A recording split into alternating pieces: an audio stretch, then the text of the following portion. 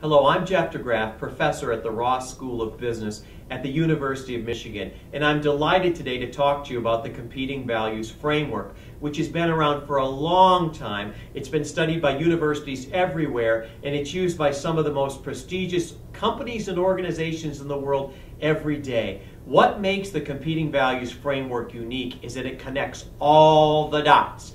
It looks at individual leadership behavior and how those behaviors produce specific types of organizational culture and competency, and how those organizational competencies produce very specific types of value, so it syncs everything up. The way it does it is very unique. It looks at two positive tensions: the tension between flexibility and the tension between stability, and the tension between the internally facing organization and person and the externally facing organization and person. Now, what that does is it creates four types of profiles in the organization that happen at the individual level, the organizational level, and of course at the outcome level. The first type of profile that we have is what we call the create profile. The create profile is highly flexible and externally focused. When we think of this, we think about the person who does things first, the person who loves to do things new, the artist, the person who's the visionary, the revolutionary. This is where we think of, Steve Jobs. We think of the person who's creating the future first. These are people who are held together by their vision. This type of organization likes to run a lot of experiments. This type of person loves to dabble in experiments. This type of person likes to speculate about what's going to happen in the future. And this type of person loves diversity. The upside, they're very much going to come up with the breakthrough solution. The downside, a lot of risk with this person. Now let's look at the other side. Let's look at the internally focused and stable person. Let's look at the control-based person. This is the person who's held together by process. This is the engineer. This is the medical doctor. This is the troubleshooter. This is where there's a right way and a wrong way. This is where there's a lot of complexity, so we're going to see a lot of methodology. We're going to see a lot of process in this kind of a person. There's a lot of data that we have to absorb here. Risk is not an option because failure is not an option here. Think about surgeons. Think about people who fly airplanes. We've got to get it right. Usually there's a lot of what's called scalability, or these are very large kinds of endeavors that these people undertake. So they've got to get it right. So there's much less risk in the control quadrant, but there's also more incremental innovation. Radical innovation with a lot of risk, incremental innovation with a little risk. This tension is the tension about how much innovation we need. Well, let's look at another tension. Let's look at that individual who is externally focused, but also stability focused. We're going to call this the competitor or the compete quadrant. This person is very much like an athlete. This person is a hard charger. They're the kind of people who get projects done. They overcome barriers. They defeat their enemies. They're very goal focused because goals are what holds them together. They're very much speedsters, so they don't focus on the long term, they focus on the shorter term. They're very much interested in opportunities that they've got. So if they see that someone else has a solution, they're going to quickly go to that person, make whatever kind of deal that they need to make to get that solution in hand. The downside of that group is they're not very good at building sustainability in those organizations because they're really much more concerned about winning the game today.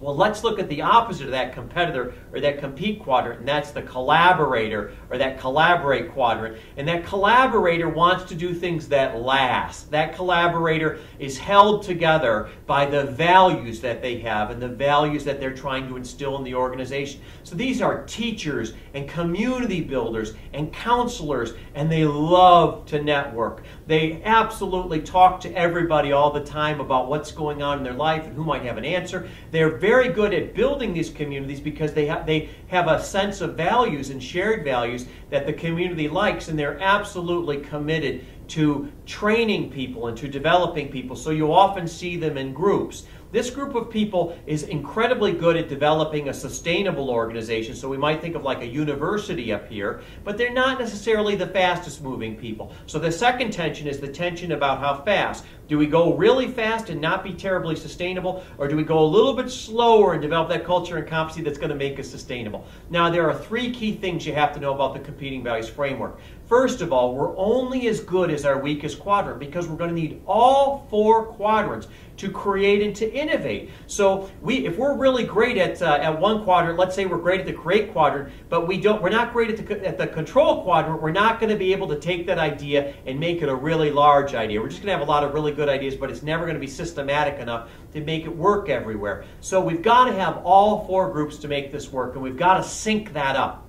The second thing is we have to build a portfolio. And the reason is one style of management isn't going to work everywhere. So we're going to have to manage our projects differently, and we're going to have to manage them differently at different times. So sometimes we have to start a project out really fast at the beginning in that compete quadrant, but over time we want sustainability, so we're going to have to put the sustainable person, that collaborator, into that project as the project goes on. Now finally, and most importantly, how we create is what we create. And one of the biggest challenges that people have is they'll want one type of outcome, but they'll run a different set of practices and put different kinds of people on that challenge. So think about it this way. Let's say, for example, you want a radical new idea. Well, that's the create quadrant. That's what that person's designed to do. But instead, what you do is you want to create outcome, which is radical innovation, but you build a lot of systems and processes and metrics for that.